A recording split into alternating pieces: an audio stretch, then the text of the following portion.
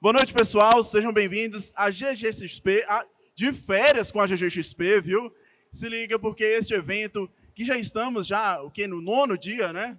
No nono dia. E a gente, durante esses 9 dias, a gente tem aí muitas ações, né? Muitas atrações especiais aqui. E uma delas bem legais que a gente trouxe é justamente a exposição com o Jorge Quadros e o coletivo aí do pessoal da Guilda dos Quadrinhos.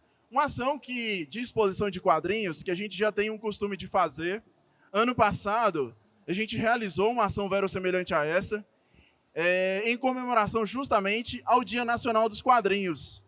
Valendo um chaveiro Netfácil, quem souber qual é o Dia Nacional dos Quadrinhos, pode vir aqui responder, viu? Que eu entrego agora. Ninguém? 5, 4, 3, 2... Alguém sabe qual é o Dia Nacional dos Quadrinhos? Eu entrego um chaveiro Netfácil aqui agora. Não, né? Será que eu vou ganhar esse chaveiro? Você sabe. Responde pro pessoal, Saraiva. Dia 31 de janeiro. Muito Vulgo bem. hoje. Vulgo hoje. Justamente esse dia é especial pra gente, né? E eu que sou... Desculpa, eu não me apresentei. Eu, como anfitrião dessa noite de vocês, meu nome é Felipe Caléu. Tenho um canal chamado Nerd Sem Filtro no YouTube. E hoje a gente traz aqui 2 celebridades do norte de Minas. Trato assim porque, para mim, quadrinistas, para mim, são celebridades. Estou do meu lado aqui o Saraiva. Do meu lado aqui o meu amigo. Pode se apresentar? Micael. Micael, ó, e eu vou falar um negócio para vocês. Esses 2 artistas aqui, o Micael e o Saraiva, têm obras maravilhosas, né? Muito legal. E a gente vai deixar sugestões para vocês depois aqui, para vocês estarem conferindo o espaço Guilda dos Quadrinhos e também a arte deles, que está exposta ali no mural à minha esquerda. Bom, vamos começar esse bate-papo aqui com o Micael e o Saraiva. Meninos, eu quero saber de vocês um pouco sobre a história da Guilda dos Quadrinhos. Fala um pouquinho pra gente sobre a Guilda dos Quadrinhos. Como é que surgiu essa história? É muito bom também que a gente já tem 2 gerações aqui da Guilda dos Quadrinhos. Eu divido que a Guilda dos Quadrinhos tem a geração da Liga da Justiça e tem dos Jovens Titãs, que foi o que o Mickey entrou. Assim, é muito alegre também ter várias gerações, né, ser intergeracional. A Guilda dos Quadrinhos ela começa há mais ou menos 10 anos atrás. Aquele que está ali, José Ramos. Ele José, é o meu levanta irmão. a mão, dá um tchauzinho pra galera. José, também José integrante. Olha aí, ó. Ele já desenhava há algum tempo e eu também escrevia. Assim, eu escrevia algumas histórias, escrevia crônicas, poesia. E ele também já trabalhava com ilustrações.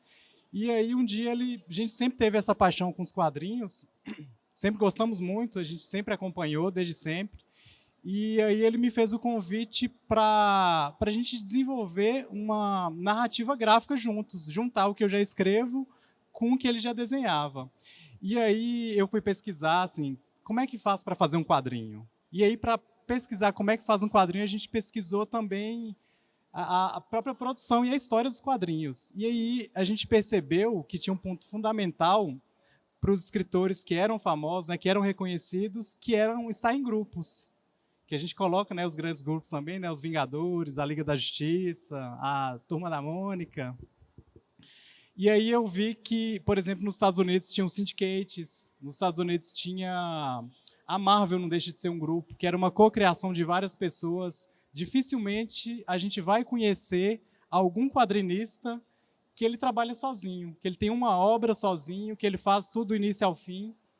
Então aí a gente vê também um que é muito importante, que é a Image Comics, que a gente conhece, o Spawn, tem o Geração 17, que foi um momento que os quadrinistas eles queriam ter autonomia, porque as grandes editoras, os artistas criavam as obras, mas, por exemplo, a gente coloca o Superman, que inclusive o autor do Superman ele morreu na miséria, né?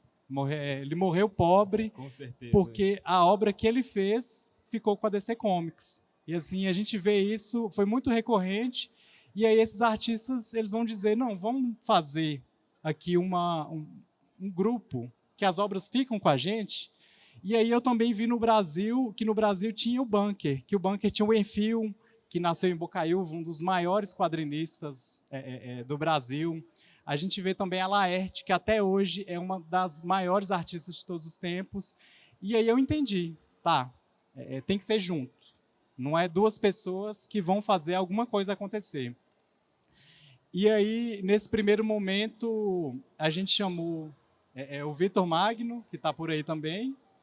Vitor tá ali, já levantou a mão já. Vitor. E depois também, junto, entrou o Crow. A gente conseguiu trabalhar, né? E aí a gente pensou muito no nome, que nome a gente coloca. E aí a gente tinha colocado a Guilda dos Quadrinhos. Isso foi em que ano, mais ou menos? Isso foi em 2018. 2018. E aí a Guilda dos Quadrinhos era muito pensando nas guildas de jogos. Sim, sim. Que aí vai ter o Ragnarok, a gente jogava muito, o World of Warcraft, a gente jogava também. E também a guilda tem essa noção de um grupo de ofício, né, da Idade Média. E o primeiro nossos quadrinhos era com a temática de fantasia média, e aí a gente colocou a Guilda dos Quadrinhos. E é isso. E para você, meu amigo, o que assim, você que já representa a nova fase, né, da guilda, como ele falou, como é que você como um titã, o que assim para você agrega dentro desse grupo, né? Você que está com uma arte muito bacana, inclusive eu queria spoiler aqui, a gente só não teve espaço, mas a gente vai fazer muitos outros trabalhos. Fala pra gente, para você, o que a guilda representa, como você também vê sua arte dentro desse trabalho? Para mim, a guilda ela representa muito uma questão de colaboração entre os próprios artistas. É um grupo incrível. E o que eu enxergo ali é oportunidade de pessoas, de quadrinistas, de futuros artistas, de conseguirem crescer, novamente, como o César falou, de conseguirem entrar em um grupo. Porque, querendo ou não, quando se trata de ser um quadrinista, um artista, no caso, um ofício muito sozinho.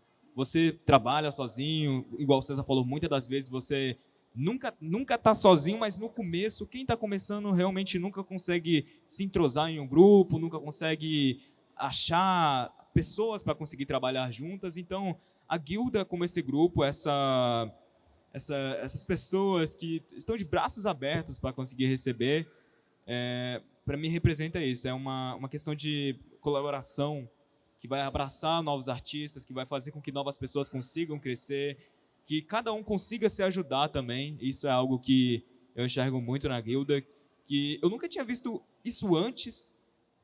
É muito difícil, ainda mais em cidades pequenas, assim, que você não tem um grupo formado, que tem pessoas ali. Estava algo muito fora do meu mundo, e eu chegar e ver que, nossa, eles estão se ajudando, eles estão se dando ideias, eles estão dando dica, eles estão crescendo, todo mundo tá se ajudando a crescer. E para mim a guilda ela representa isso, de fato. Quando você entrou na guilda, você lembra? Assim, o ano? Eu entrei na guilda mais ou menos em 2024, por aí, mais ou menos comecinho de 2024. Foi até que engraçado, porque no começo tava num grupo normal de WhatsApp, de livros, quadrinhos, né, que se vendem tudo. Todo mundo que é viciado em quadrinho deve ter uns 5 desses. Eu participo de uns 10. Com certeza. Aí surgiu uma mensagem interessante, que tava para ter um curso de quadrinhos na época, e eu fiquei abismado com isso, porque, novamente, estando em Montes Claros, eu nunca tinha visto um curso de quadrinhos presencial, assim, na própria cidade. Eu pensei, meu Deus, o que será que está acontecendo? Aí eu fui e me inscrevi junto com alguns amigos, inclusive com o Otto, que é um dos artistas que é uma das obras que a gente estava indo para publicar. Que ele também está no Cop Studio hoje, né? Otto também está no Cop Studio. Ele é um animador, quadrinista, um cara incrível. Infelizmente não pôde comparecer aqui, mas ele com certeza, Deus ajude, que ele consiga participar em um desses eventos maravilhosos. Mas eu e ele, junto com mais alguns amigos, nos inscrevemos para fazer o curso. E foi a partir daí que a primeira aula presencial, que eu fui no coletivo, que eu fui na escola, eu olhei e pensei, cara, isso aqui é incrível. E foi o primeiro contato que eu tive com um grupo de pessoas assim, realmente empenhadas a criar algo assim, relacionado a quadrinhos. Vou só complementar uma informação que Saraiva trouxe aqui, com relação ao Superman. Quando foi a primeira CCXP, eu acho que foi em 1980 e pouco, eu não tenho assim a data fixa, mas o primeiro movimento exato para que existisse uma certa virada de chave para o Jerry Siegel e Joe Shuster foi justamente na primeira CCXP que houve o movimento dos quadrinistas, e ali a CCXP deu voz justamente ao processo que os dois estavam levantando, e a partir daí toda a coprodução de Superman, vocês podem ver que está lá logo que abre a série ou o filme, está lá escrito produto DirecTV, Jerry Siegel e Joe Shuster. Então, a família deles até hoje recebe, né? Inclusive, recentemente, teve até processo da família com esse último filme, mas, como diz outros, é aquela questão contratual, né, que sempre existe com relação aos quadrinhos. Mas vamos falar aqui de coisas que vocês gostam, né, de fontes que vocês beberam para trabalhar com essa arte dos quadrinhos. O que vocês, assim, você fala assim, poxa, Saraiva, o que você falava assim, pô, isso aqui eu gosto, isso aqui me lembra a infância, coisas que eu assisti na infância. Eu vou falar aqui Dragon Ball, Shurato, Cavaleiros, aí eu vou passar por uma Changeman, Power Ranger, né? Porque não só existe só a parte de animação, mas o Tokusatsu também faz parte da nossa infância, né? O que você gostava, assim, que você fala, poxa, eu levo isso como identidade dentro da minha arte? A primeira coisa foi Nacional Kid da Manchete. Nacional é Kiddo. Que é mentira, eu não era nem nascido na época. Mas assim, eu peguei um pouco da TV Manchete, sim. Eu também. Se eu não me engano, o que tinha na TV Manchete? Era Shurato? Shurato, essa semana, inclusive, eu falei, essa semana fez 31 anos de Cavaleiros do Zodíaco, apresentação no Brasil, a primeira, que foi em 1996. 96. Aí teve Shurato, teve Cavaleiros, teve Super Campeões, teve... Deixa eu ver mais quem aqui. Teve Spectreman, teve Giban, Jiraiya, e aí veio uma sequência. É muito bom que eu acho que pra gente no Brasil, a gente tem assim, uma profusão de influências muito grande. A gente tem tanto uma influência norte-americana quanto uma influência japonesa, principalmente. Assim, para quem cresceu nos anos 2000, assim, eu acho que para todo mundo que foi dos anos 2000, não tem como fugir de Batman, a série animada, do Superman. Jovens Titãs. Tem inúmeros, né? A própria Liga da Justiça, Super Choque, que inclusive o Super Choque impactou uma geração, principalmente para os brasileiros, muito grande, porque foi a primeira vez que pessoas negras viram um super-herói que elas se identificavam. Para a gente também, que é muito similar até o Todo Mundo Odeia o Chris. Tipo assim, poxa, é em outro país, mas eu me identifico. Que já era um personagem que trazia essa carga dramática da realidade de um super-herói morando na periferia. Eu queria só levantar um negócio aqui. Eu sou muito nerd, gente, sério. Tem um episódio do Super Choque que ele traz um personagem mais antigo, tipo uma versão dele, da década de 80, de 70, meio estilo Black Power, Soul Music, né? Que era o Soul Power. Cara, eu adoraria ver um spin-off de Soul Power. Vocês lembram desse episódio? Soul Power. Você lembra que ele tinha uma correntona, um colazão, e ele tinha os poderes verossimilhantes do Super Choque. Tinha o Soul Power, tinha também o Raio Negro. O Raio Negro teve série. E é muito... E também tem quando ele vai... Não só ele jovem também, quando eles viajam para o futuro, na Liga da Justiça, sim, eles encontram o Super Choque também no futuro. Já mais grisalho, idoso, de né? dread, tipo, uma coisa muito importante. Também uma curiosidade... Ele tinha 80 anos ali, você acredita? 80 anos, acredito. E uma curiosidade que é muito boa também, que não colocaram na série, que originalmente o Gear, que era o parceiro dele, era um personagem LGBT. Mas, assim, tiveram coragem de colocar várias coisas. Debateram sobre drogas, caraca, eu não sobre sabia disso. armamentismo, mas não tiveram dessa última parte. Tem outra curiosidade, você trouxe um outro personagem aí, que é o Raio Negro, né? Quem lembra aí de Super Amigos? Tem uma curiosidade dos Super Amigos, por que eles não usaram o Super Choque, não usaram outro personagem que já é de criação na animação da Hanna-Barbera? Porque existia um processo na época que eles não poderiam utilizar o outro herói da DC Comics, porque tinha um processo ali com relação ao estúdio Hanna-Barbera. E eles usaram justamente o Raio Negro. A criação do Raio Negro foi ali. Então, tipo assim, ele nem saiu dos quadrinhos, ele veio oriundo mesmo da animação e depois virou quadrinho. Também. Né? O Super Choque também. Dá pra você ver. E assim, é muito importante porque traz aquela curiosidade. Eu acho que pelo menos para mim, não sei como foi pro Otto. Primeiro a gente teve a influência da animação, sim, depois a gente foi procurar os quadrinhos. Sim, como a animação te influenciou muito? Desculpa. Não, tudo bem. Como te influenciou muito? Você fala assim, eu carrego um pouquinho disso aqui no meu trabalho. Cara, de animação no trabalho, eu acho que eu não sei dizer uma exatamente, eu sei algumas obras, né? Por exemplo, a que eu faço com o José, que é Distant Valley. Ela é esse mundo fantástico, né? Uma sátira também do que é contemporâneo. E ela é uma mistura assim, de Senhor dos Anéis com Harry Potter, com Final Fantasy, com World of Warcraft. A gente consegue pegar vários elementos daquilo e tentar repensar de como é na nossa realidade. E, assim, e dá super certo. Então, por exemplo, a gente tem o grande antagonista, né, do Stardew Valley, que é o Temor, que a gente queria pensar muito um nome similar a Cruella de Vil. Aí a gente pensou, qual que é o déspota de agora? É o Temer. Então a gente vai colocar o Temor, que é para representar ele e assim é completamente sobrevive ao tempo.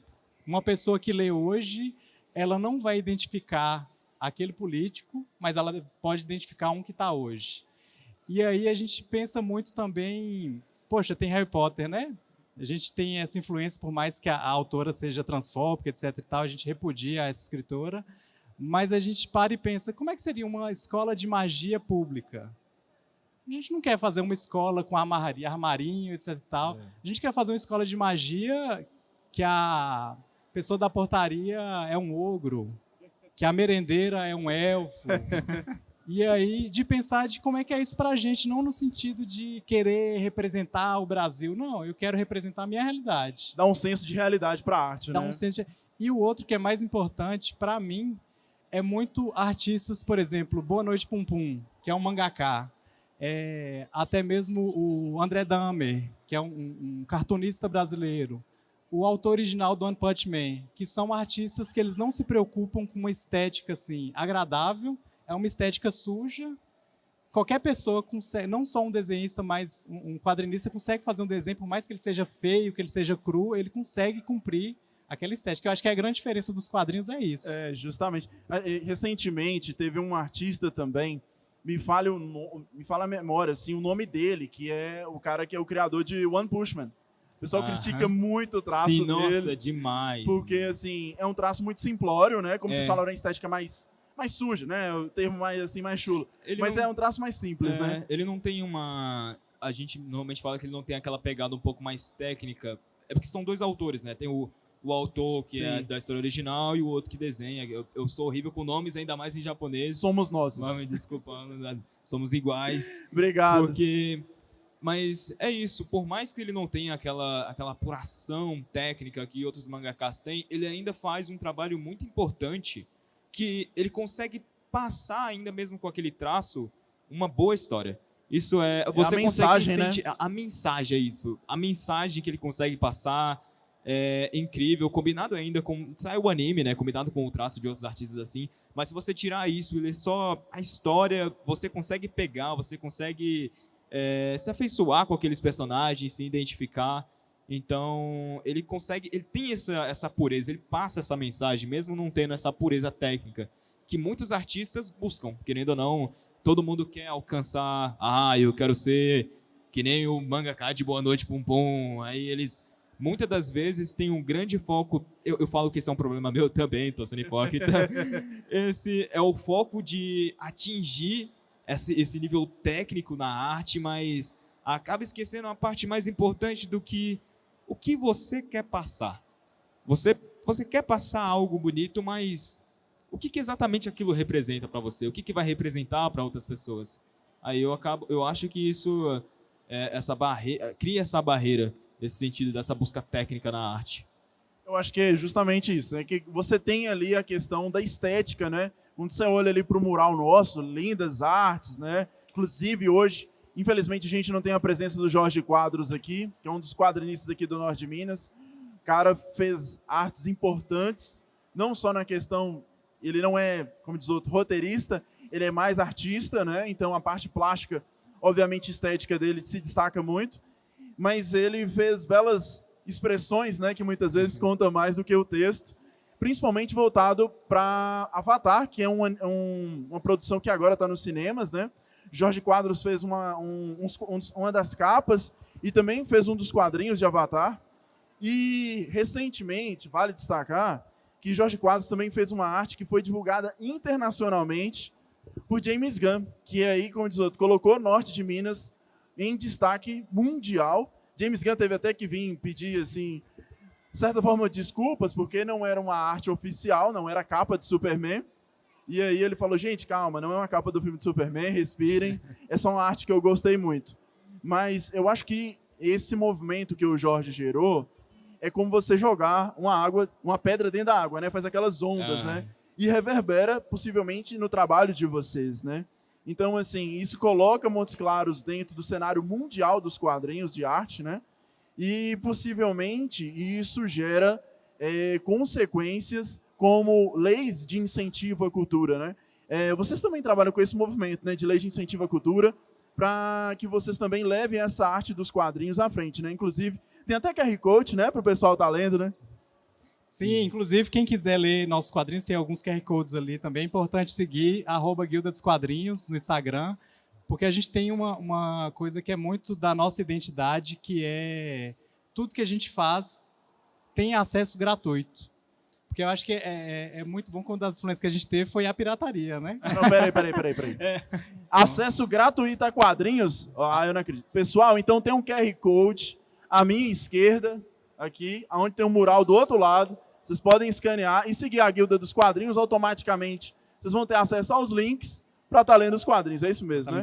Mas essa questão, se a gente teve um fomento das leis científicas, que são muito importantes.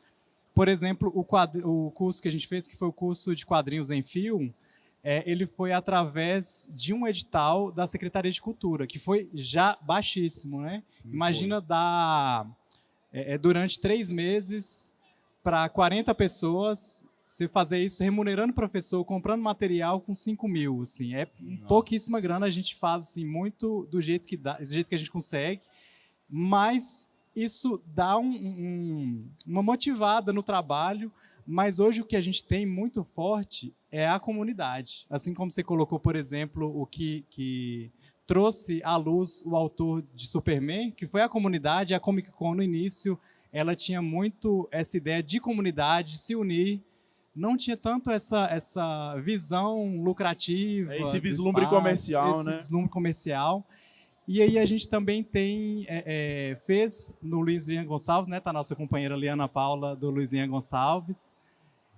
E a comunidade hoje é o que sustenta nosso coletivo.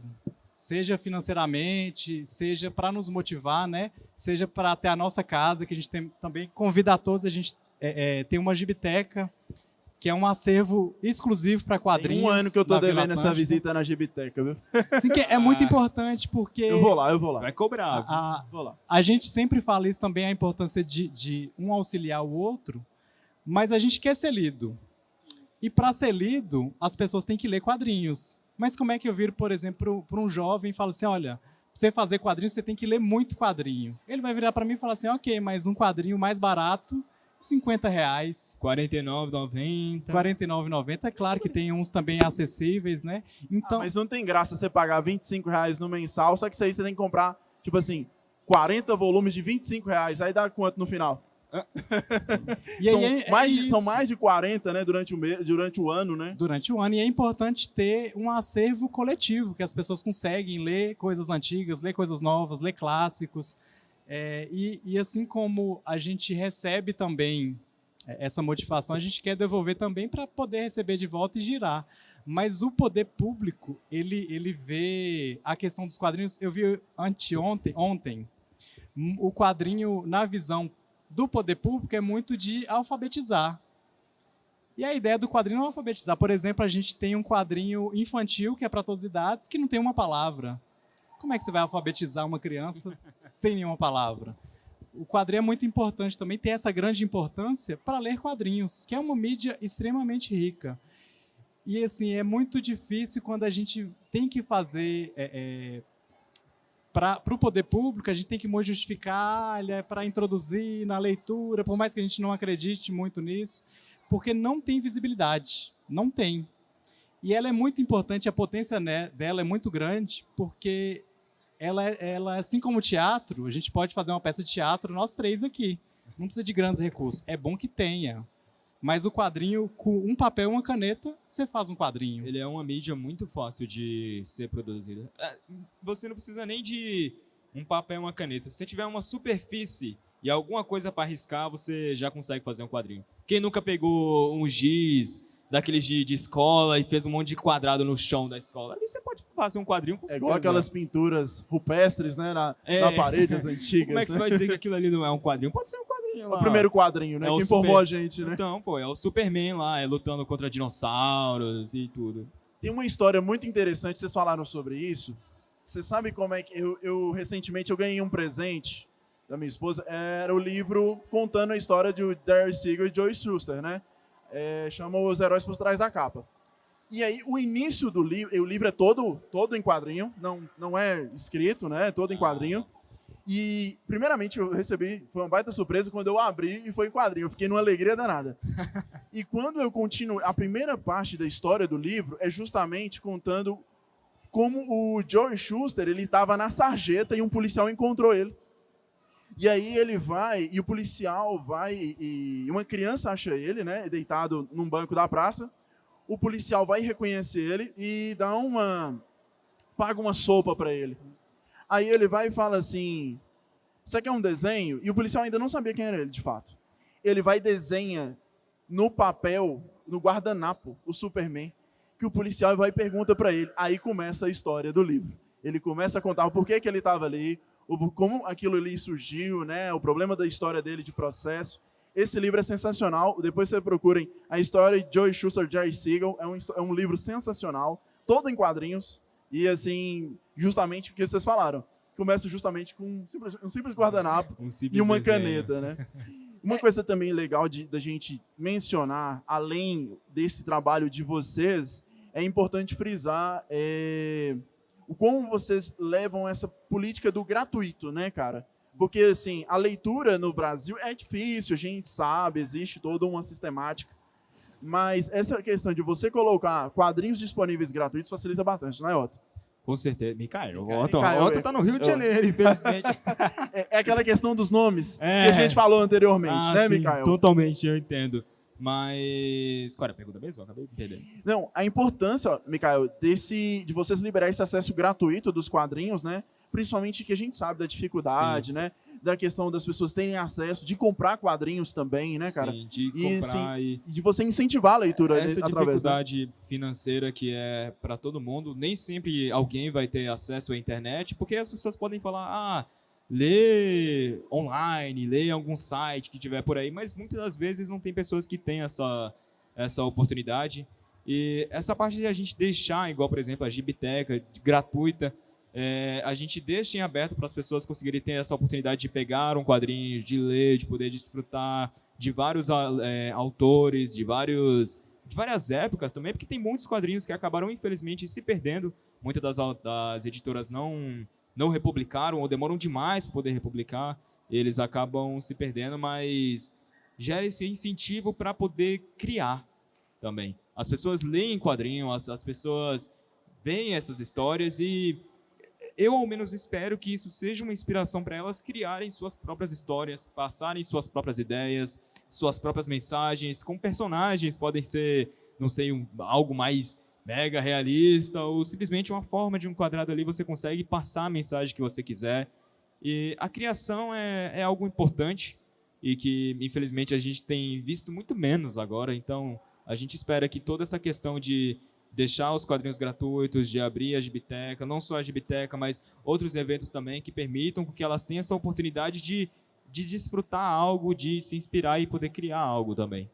Vocês veem essa questão também, tem as IAs hoje em dia, né? Que é uma competição deslealzíssima, né?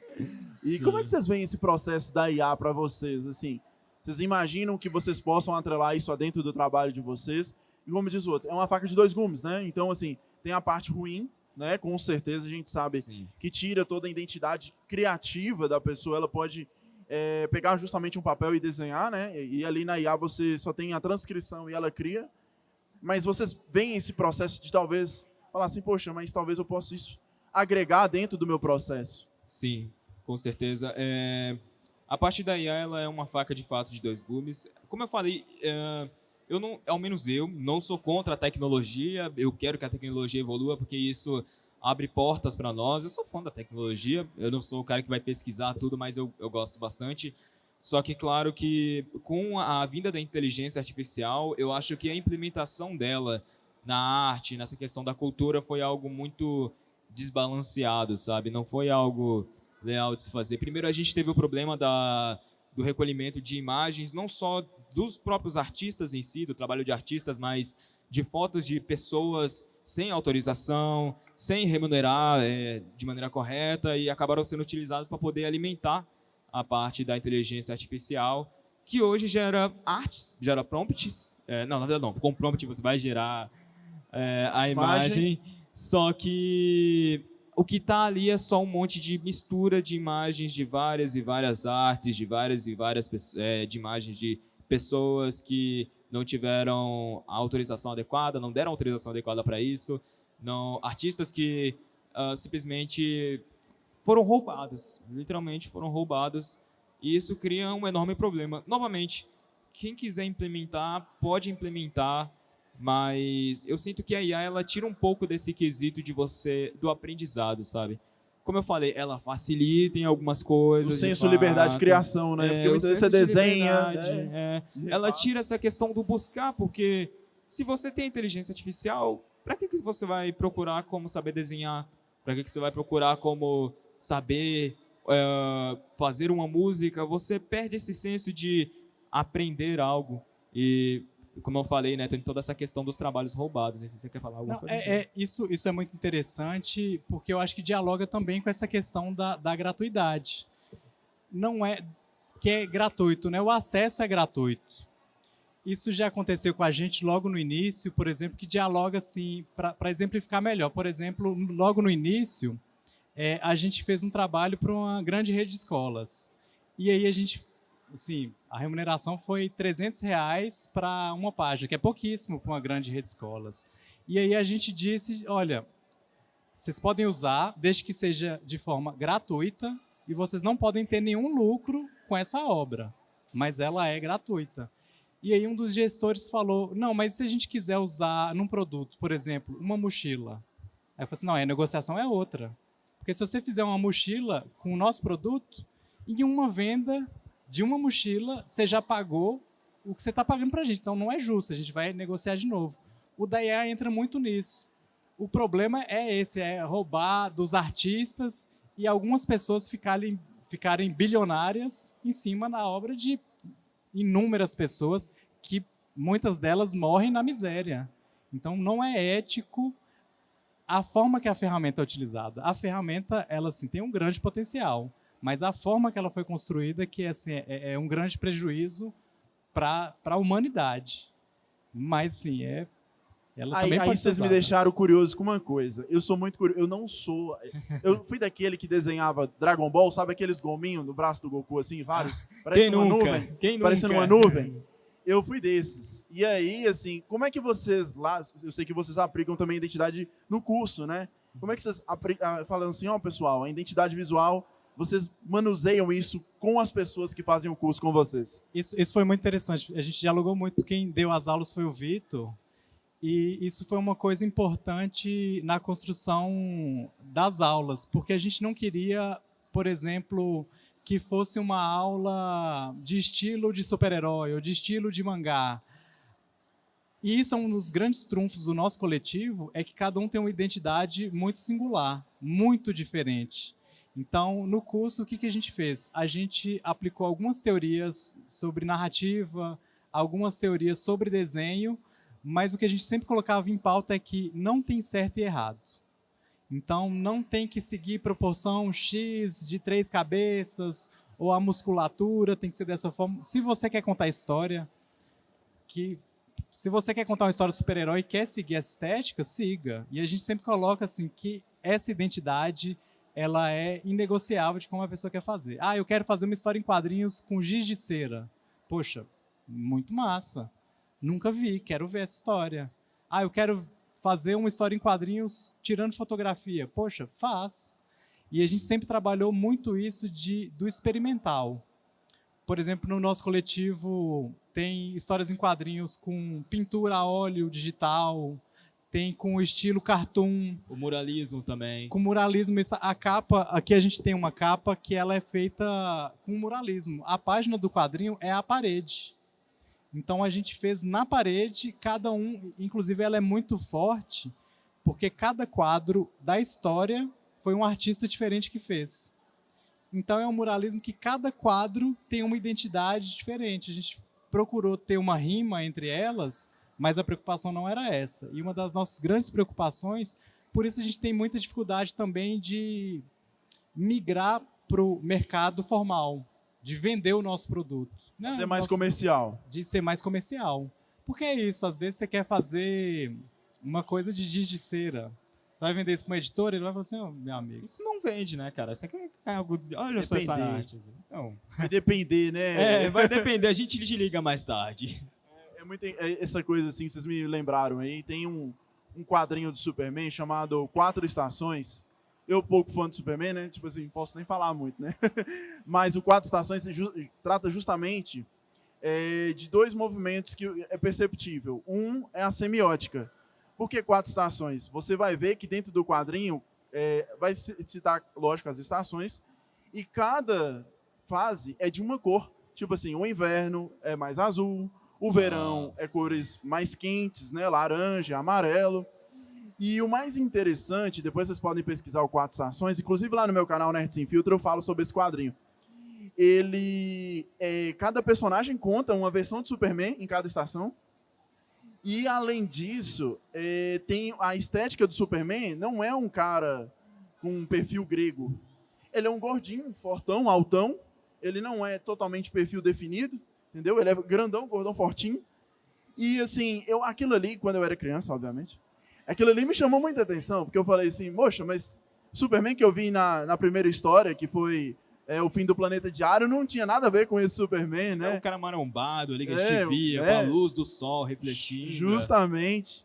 E aí, quando eu vi esse Superman Quatro Estações, e eu reli ele depois de adulto, né, com outra visão, eu falei assim, que história maravilhosa. Vocês já leram? Essa eu nunca li. Infelizmente, eu não li, mas do jeito que você está falando aqui agora, eu me arrependo muito de não ter encontrado esse quadrinho. Quiser eu empresto, eu tenho ele. Por eu vou te favor, emprestar. por favor, é muito gostaria. bom, é excelente, viu?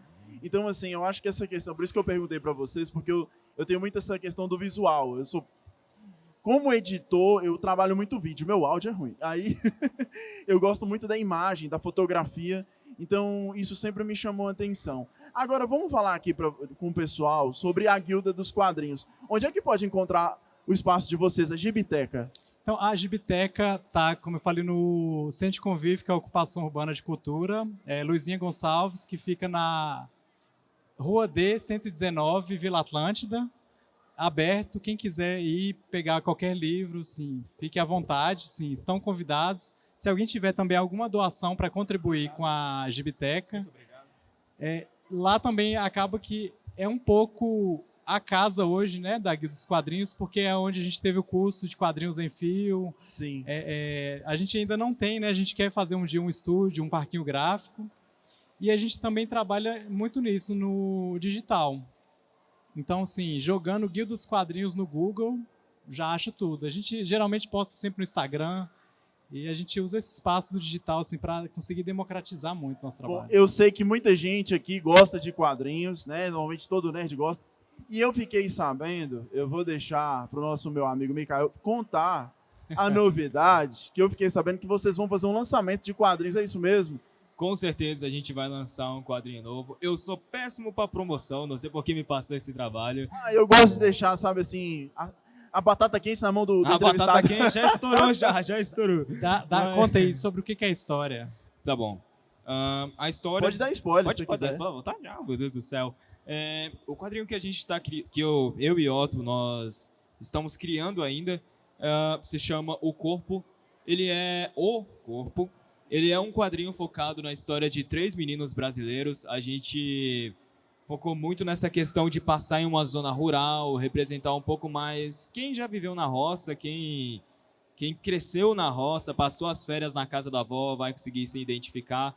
É um quadrinho que se passa nessa zona rural, conta a história de 3 meninos, que vou deixar o nome deles para quando vocês quiserem ler, vocês conseguirem descobrir. Eles acabam Deus, eu sou horrível pra isso. Mas tá bom. Continua a história. Vai, tá. qual é a história aí? Eles moram na zona rural, É. e aí? Eu acho que eu consigo dar uma sinopse boa. Por tá? favor, dá Vai uma lá, sinopse. vai lá. Me salva, por favor. Assim, se eu fosse dar uma sinopse, eu diria que são 3 crianças que elas escutam um boato de que existe um corpo jogado na mata, e aí uma delas escuta o boato que existe R$1.000 junto desse cadáver. E aí essas 3 crianças, assim, crianças mesmo, elas vão atrás do cadáver como se fosse um baú do tesouro. Então é uma história que fala muito sobre a evolução, sobre inocência, sobre amizade. E aí, quando elas encontram, né, o corpo, descubram. Agora parando pra pensar, né? A gente fala, vai encontrar um corpo. O que fala? Vai atrás do corpo e fala sobre amizade, sobre carinho. É uma coisa meio controversa, né? E a outra que a gente vai lançar também, que é o Conselheiro, que é a história de uma rocha que representa uma figura de resistência, que essa rocha é um personagem responsável a destruir os poderes totais numa escola de magia também. É uma pedra que gira em torno de uma pedra, e é isso, a gente descobrir de como é que uma pedra conseguiu virar um grande protagonista numa história. Isso me lembra um pouquinho aquele anime Fullmetal Alchemist, que os meninos tinham que buscar a pedra filosofal para tentar buscar recuperar o corpo e também trazer de volta a mãe. Você lembra disso? Você lembra desse anime? Esse anime Essa é é maravilhoso. uma pedra que Incrível. filosofa. Então, gente, ó, o negócio é o seguinte. Se vocês gostaram do trabalho dos meninos da Guilda dos Quadrinhos, vou falar mais uma vez, à nossa esquerda vai ficar até amanhã, dia 1º, a exposição deles do lado do painel do lado de fora. Do lado de dentro, vocês têm acesso à exposição de Jorge Quadros, um artista daqui também de Montes Claros. Aliás, os meninos também são daqui de Montes Claros, né, os meninos? Sim. E, assim, eu quero falar para vocês que estão de parabéns, viu, pelo trabalho de vocês. Muito obrigado. Viu? Continuem. O que depender da gente aqui da Cultura Nerd, a gente vai continuar divulgando o quadrinho, principalmente o trabalho de vocês da Guilda dos Quadrinhos, que eu acho que é um mega trabalho de relevância aqui para dentro do norte de Minas. Principalmente, como vocês falaram, vocês não trabalham a fundo comercial, né? Vocês trabalham com mais um fundo artístico, que eu acho que é o mais difícil. Que quando Com você certeza. não tem essa base, assim, de você falar assim, poxa, a minha intenção é fazer como o Jorge fez ali, uma arte do Superman e colocar ela como forma de vender, né? Que é aquela forma estética mais vendível, mais característica. Mas quando você trabalha com artístico, onde você tem uma mensagem a transmitir, e eu tenho alguns quadrinhos de vocês lá, porque o Saraiva já me deu de presente, e assim, eu tô devendo a visita na Gibiteca, inclusive eu vou fazer vídeo lá, viu? Pode ter certeza, eu vou apresentar o trabalho de vocês. Eu acho isso incrível, viu? Vocês estão de parabéns, e a gente vai voltar a ter outro talk, e eu vou chamar vocês de novo. Eu vou começar a me aquecer um pouco melhor, porque é muito nervosismo, é uma honra estar aqui. Muito obrigado. Sim, eu queria também agradecer novamente todo mundo da produção, os responsáveis, Felipe por ter nos convidado também. Queria agradecer aos membros do coletivo, que estão super prestando atenção. Vocês veem que eles gostam da gente. Os meninos, sai do WhatsApp, mentira. Agradecer Sai do também WhatsApp. a Ana, que veio representar aqui também o MTD, né, o Movimento dos Trabalhadores por Direitos. E agradecer a todo mundo também que está aqui, que veio ver esse evento maravilhoso, que gosta muito dos quadrinhos, que gosta da cultura pop. E é isso, muito obrigado. E boa noite também, né? Boa noite. Não, outro não. Otto, né? Ele tá te zoando. O Mikael. Eu faço as palavras de César as minhas. Realmente, eu gostaria de agradecer a todos pela oportunidade de estar aqui. É a primeira vez que eu falo ao vivo, no lugar aberto, cheio de pessoas. Primeiro dia, primeira vez. Seja sempre bem-vindo. nervoso. Muito obrigado. Primeira vez, espero que tenha próximas para a gente conseguir poder discutir. Eu gostaria também, novamente, fazer de César as palavras de César a mim, agradecer a equipe, agradecer aos membros que deveriam subir aqui também, porque, pelo amor de Deus, né? Estão muito tímidos ali no canto, não balança essa cabeça para mim, não. Pelo amor de Deus. Ave Maria. Claro que não. Então, tem que gente, subir aqui também. eu quero agradecer os meninos, viu, por ter vindo aqui nessa noite, pra gente bater esse papo tão legal. Quero agradecer o pessoal da GG por ter embarcado na loucura mais uma vez minha de expor os quadrinhos dos meninos. Foi uma correria absurda, mas foi muito gratificante. Eu fiquei muito satisfeito. Eu vou fazer uma declaração pessoal, porque no dia que a gente estava colocando aqui a arte de Jorge, um amigo dele passou e falou assim, pô, cara, você vai expor aqui? E ele ficou muito feliz, e eu fiquei mais feliz ainda. É uma satisfação mesmo pessoal, e tem coisa que não paga, né, cara? Tem coisa que assim, o dinheiro não contribui com a satisfação. Então, assim, eu fico muito satisfeito o pessoal da GG ter aceito a gente ter colocado a exposição. Futuramente a gente vai voltar a fazer outras exposições de quadrinhos aqui em Montes Claros. E para você aí que está nos acompanhando, vou falar só as dicas. Segue os arrobas que eu vou falar agora. O arroba da Guilda dos Quadrinhos, arroba Guilda dos Quadrinhos, é isso mesmo, né, meninos? Sim. Segue também o arroba Nerd Sem Filtro, tudo junto, que é lá onde a gente coloca muita coisa também no Instagram do Nerd Sem Filtro.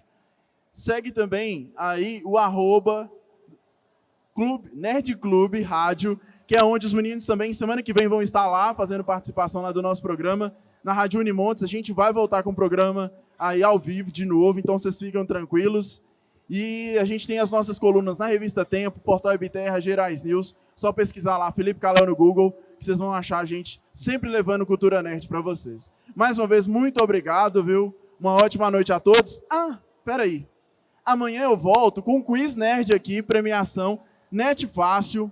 Vai ser uma loucura, entendeu? O pessoal da GG já falou, Felipe, contenha-se, porque são para mais de 300 perguntas. Eu não sei se a gente vai dar conta de fazer tudo, mas a gente vai estar aqui com premiação na Net Fácil. Obrigado, gente. Até mais. Obrigado por tudo.